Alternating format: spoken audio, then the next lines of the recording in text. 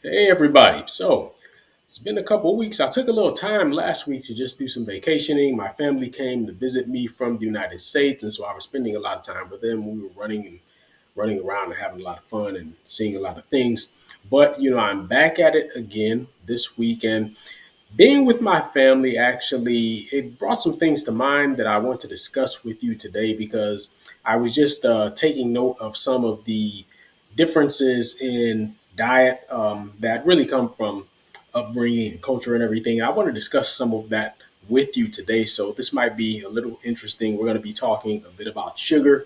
And so let's jump right in. I am, of course, Mark Johnson, the founder of Bounce Pet, bringing you ideas for a fit and flourishing future. Of course, I am the youngest son of Bill Johnson. To my subscribers, thank you. Are you subscribed? If you want to be subscribed, go ahead and do it now. So let's talk about this. So, as you know, I live in Japan, and in Japan, I noticed that there's a very, very different culture around drinking in terms of beverages than there is in the United States. And I think a lot has to do with how children are raised in Japan. And, my niece came from the United States and she was visiting this past week. And I noticed that every time she wanted to have something to drink, she would pick something sweet. So it would be some kind of Coca Cola or Pepsi or some kind of juice, but it was always something sweet, pretty much no matter what the occasion was. And it's such a contrast that I see with Japanese kids who were raised in Japan, because in Japan, children are raised to drink tea a lot more often. And if not tea, they drink milk and water, but they're raised to drink unsweetened drinks like regularly. And this is something that I find in the United States is a bit lacking in terms of teaching kids, good dietary habits. And it was really striking just seeing my niece, and she's always drinking something sweet. Whereas with my daughters, they would a lot of times, pick something that wasn't sweet. And the contrast just really struck me. And again, it comes down to upbringing. And so, what I want to talk to you about today is just all of the sweet drinks. And I want to remind some of you who still have kids who are young that you're still raising. Uh, you want to get some control over how many sweet drinks that you're allowing them to drink.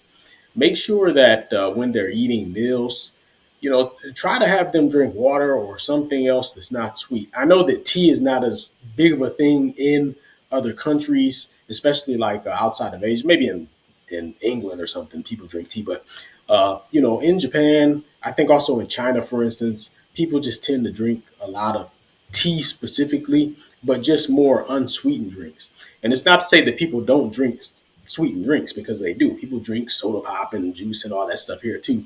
But the unsweetened teas and things like that are a much bigger part of the diet here. And the reason I'm discussing this is because, diabetes starts out in childhood. So again, a lot of you who are watching have some kids that you're raising, and they need to be accustomed to drinking things that aren't sweet all the time. And you want to be kind of teaching them that it's okay to have sweet drinks sometimes, but not all the time with every meal, because over time, you develop insulin resistance. So insulin, you hear that word a lot and you hear diabetes a lot, but just a very simple explanation, it's produced in the pancreas, and your pancreas is kind of an organ that sits like behind your stomach a bit. We won't worry about the geography too much, but basically it's behind your stomach, and it produces insulin. And what happens is, when your kid is drinking these sweet drinks, of course, the sugar enters the bloodstream, and then that signals to the pancreas to create insulin.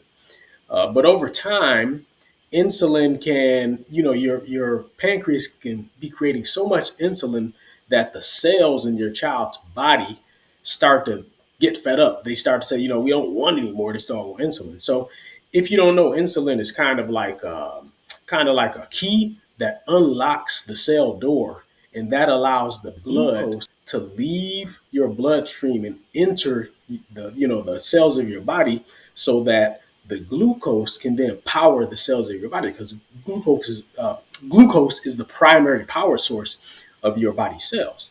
So without insulin, you don't have a key that's able to unlock the cells and let that sugar into the cell to power your body. And when your child, especially, I'm going to keep this focused on your child for a second. When your child is constantly drinking these sweet drinks and they're flooding their system with sugar, the pancreas is going to try to keep on producing insulin just to keep up. But again, your cells can get fed up and just say, we've had it, we had enough of this. And over time, they become insulin resistant. They just like, we don't want any more of this insulin. And your pancreas, it becomes a cycle because the buildup of sugar in the blood just continues. And so your pancreas continues to try to create more insulin, right? And over time, the pancreas can actually lose the ability to create insulin well. Okay. And then that, of course, creates more of a buildup of sugar in the blood. So it's kind of this vicious cycle. And it starts when people are very, very young. So again, for you people out there who have kids, wean your kids, off of all those sugary drinks all the time early on so that they're accustomed to drinking something that doesn't have a whole bunch of sugar all the time. Okay.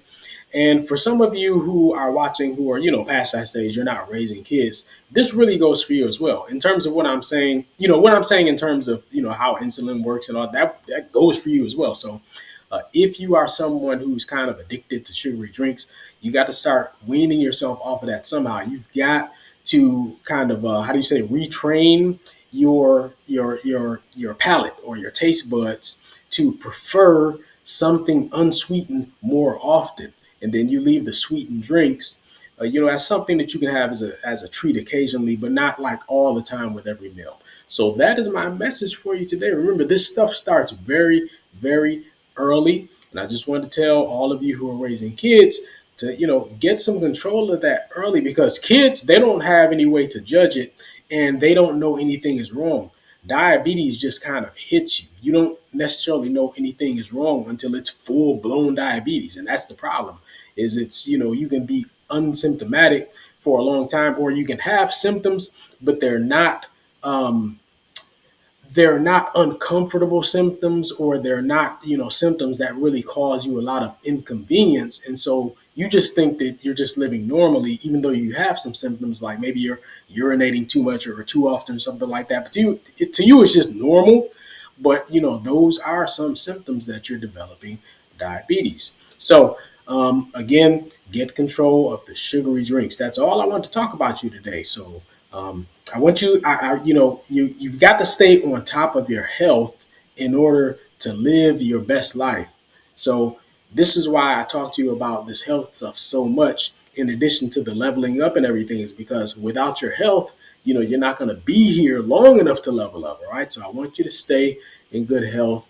And that's my message to you today. Take that with you. Okay. Think about this again. If you're raising kids, teach them now. If you're not raising kids, then, worry about yourself and just improve your own habits. Don't drink so much sweet stuff all the time. Take that with you. Talk to you next time.